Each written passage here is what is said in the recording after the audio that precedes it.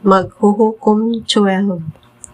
Ang mga taga-Ephraim nagtigom og nanabok sa suba sa Jordan ngadto sa Zaphron o giingnan nila si Jephthah. Nganong wala mo man kami pakuyuga sa inyong pagtabok aron sa pagpakig-away sa mga Amonihanon? Iapil ka namo pagsunog sa imong balay. Apan miingon si Jephthah kanila, ang akong katawhan ug ang mga Amonihanon may gikabangian. Gitawag ko kamo apan wala kamo manambaling. Sa pagkasayod ko nga dili kamo motabang kanako sa pagpakigubat kanila, nangahas ako pag-asdang sa mga Amonihanon ug ang Ginoo mihatag kanako kadaugan.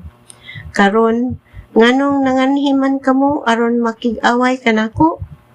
Unya gitigom ni Jephthah ang tanang mga lumulupyo sa Gilead ug nakigubat sila sa Ephraim ug nabuntog nila kini. Kay ang katawhan sa Ephraim miingon man, kamong mga taga-Gilead nga namuyo sa Ephraim ug Manases, namiya kamo sa Ephraim. Giilog sa mga taga-Gilead ang mga dapit diin mahimo nga tabukon ang Jordan aron dili na makatabok ang taga-Ephraim.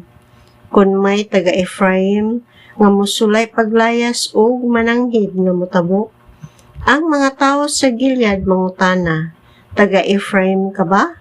Kung maingon siya dili, pasultihon nila siya og Shibolet.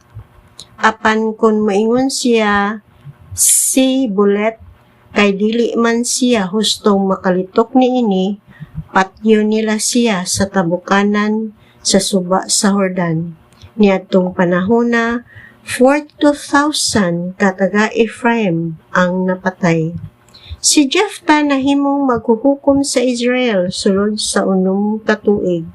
Unya namatay siya o gilubong didto sa iyang lungsod sa Gilead. Human kang Jephthah si Ibzan nga taga Bethlehem maoy nahimong maghuhukom sa Israel. May 30 siya ka anak nga lalaki ug may 30 usab siya ka anak nga babaye. Giminyo niya silang tanan sa dili mga sakop sa iyang banay. Si Ibzan nangulo sa Israel sulod sa 7 ka tuig. Unya namatay siya o gilubong sa Bethlehem. Human kang Ibzan, si Elon nga taga Zabulon maoy mipuli sa pagkamanghuhukom sa Israel sulod sa 10 ka tuig. Unya namatay siya o gilubong sa Ayalon sa yuta ni Zabulon.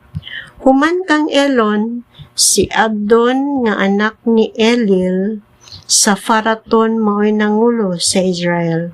May 40 siya ka anak nga lalaki o 30 ka apong lalaki nga nagsakay sa 70 ka asno. Si Abdon nahimong maghuhukom sa Israel sulod sa 8 ka tuig. Unya namatay siya o gilubong didto sa Faraton sa yuta sa Ephraim, didto sa kabungturan sa mga Amerikanhon.